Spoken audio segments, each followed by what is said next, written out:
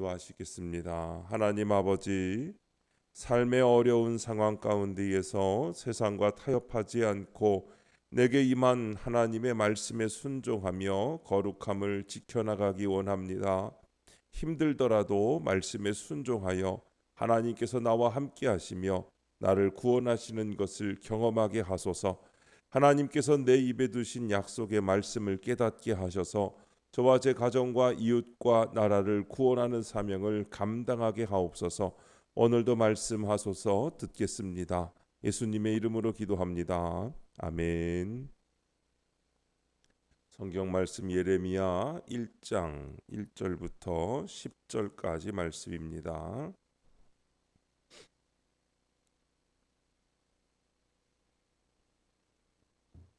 찾으신 말씀을 다 함께 한 목소리로 읽겠습니다.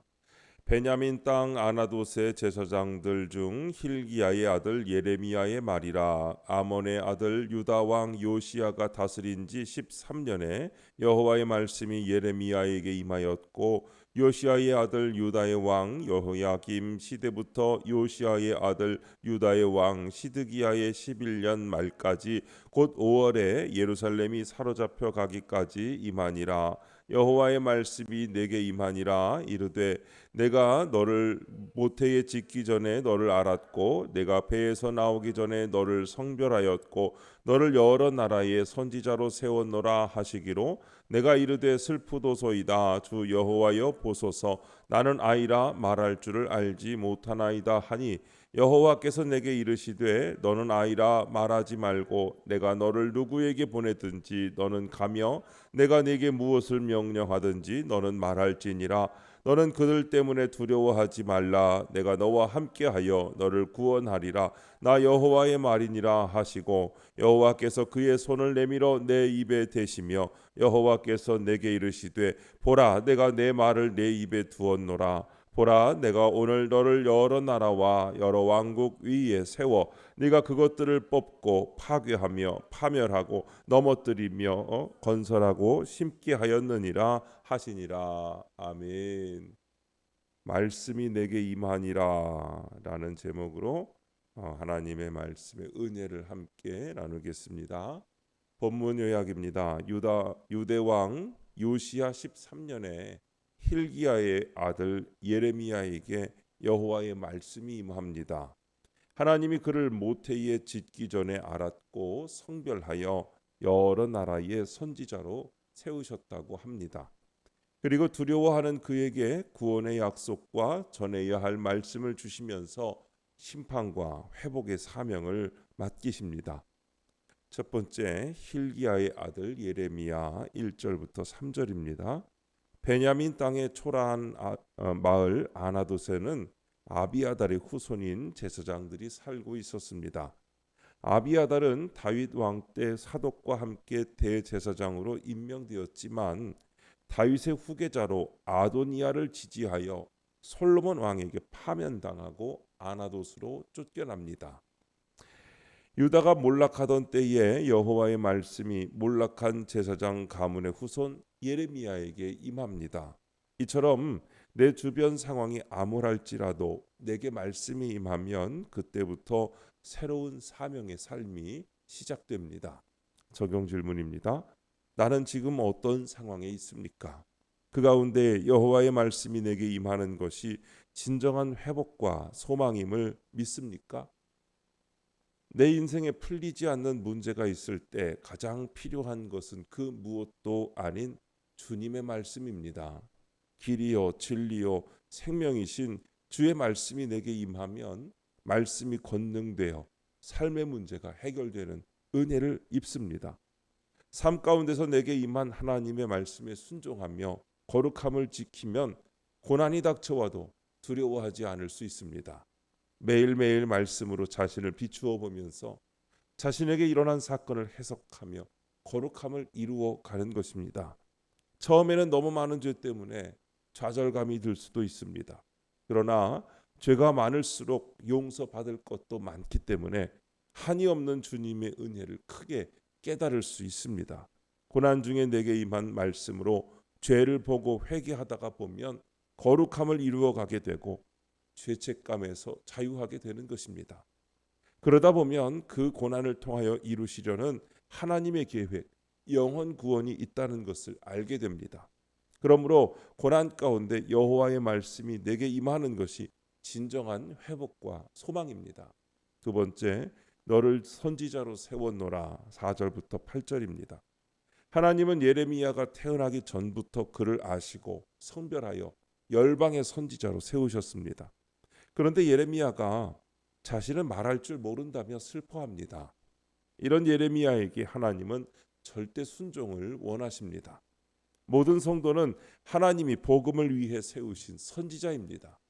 자기 주제를 알고 경계를 지키는 것이 성도의 본분이며 하나님의 명령에 순종하는 것이 성도의 의무입니다.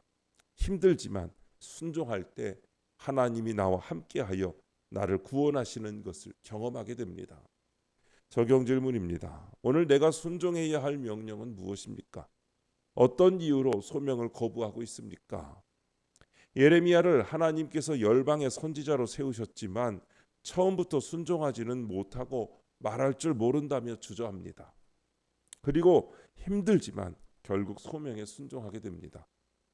그런데 아브라함도 믿음의 조상이었지만 처음부터 믿음이 좋았던 것은 아닙니다. 사도행전 7장 4절에 보면 아브라함이 믿음이 좋아서 즉시 순종하고 간 것이 아니라 아버지가 죽음에 떠났다고 말씀하고 있습니다.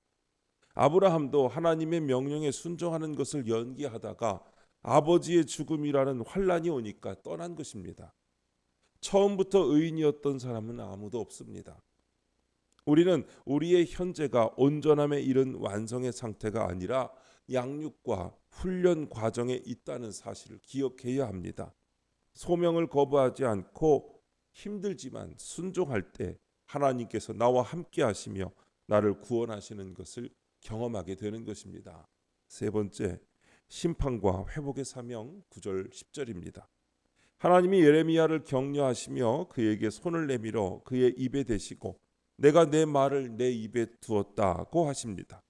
선지자로서 여러 나라를 살리는 데 필요한 것은 재물이나 권세가 아닌 여호와의 말씀입니다. 주님은 질그릇에 보화를 담듯 연약하고 자격 없는 우리도 말씀으로 채워 세상으로 보내십니다.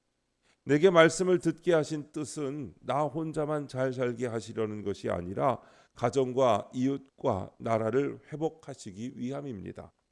적용 질문입니다. 하나님이 내 입에 두신 약속의 말씀은 무엇입니까? 구원을 위해 내가 말씀을 전해야 할 사명의 자리는 어디입니까? 지금 내가 당하고 있는 어려움과 고난의 사건이 가족 때문에 절망하는 사건이 내가 절망하고 넘어지라는 사건이 아니라 예수님을 바라보며 진리의 말씀에 귀를 기울이고 하나님께 속한 자가 되라는 사건이고 그 일을 통해서 주님이 우리 가정에 오시는 구속사의 사건인 것을 깨달아야 합니다. 그러므로 우리는 날마다 말씀 묵상을 통해 내 죄를 보고 사건을 해석하며 회개하여 모든 일에 불평과 좌절과 절망을 바꾸어 감사와 기쁨과 소망으로 적용해야 합니다. 이렇게 적용한 간증이 내 입에 두신 약속의 말씀입니다. 이 말씀을 통하여 내 가정과 이웃과 나라를 구원하시고 회복하시는 사명의 자리에 나를 보내시는 것입니다. 오늘도 하나님의 말씀이 우리 안에 임하여 그 말씀을 내게 내 입에 두신 그 말씀으로 여러분의 주변에 많은 사람들을 구원하는 역사를 이루어가는 소망의 사람, 순종의 사람들 되시기를 주님의 이름으로 축복합니다. 기도하시겠습니다. 하나님 아버지, 어둡고 슬픈 저의 인생에도 여호와의 말씀이 임하기를 원합니다. 저를 열방의 선지자로 세우신 하나님의 섭리를 깨닫고 주의 명령에 온전히 순종하게 하옵소서. 오늘 하루 저를 통해 저의 가정과 제가 속한 자리에 주님의 말씀이 전해지게 하옵소서. 주님 이 시간 주님께 기도하는 성도들의 기도 가운데 함께하여 주시옵시고 주님의 세미한 음성을 들려주시며 그 선하신 손길로 붙들어 주옵소서. 우리 주 예수님의 이름으로 기도드립니다. 아멘. 이 시간 이후에는 여러분들의 기도를 주님께 드리며 하루를 시작하시기 바랍니다. 주여 한번 부르시고 기도하십니다. 주여 아버지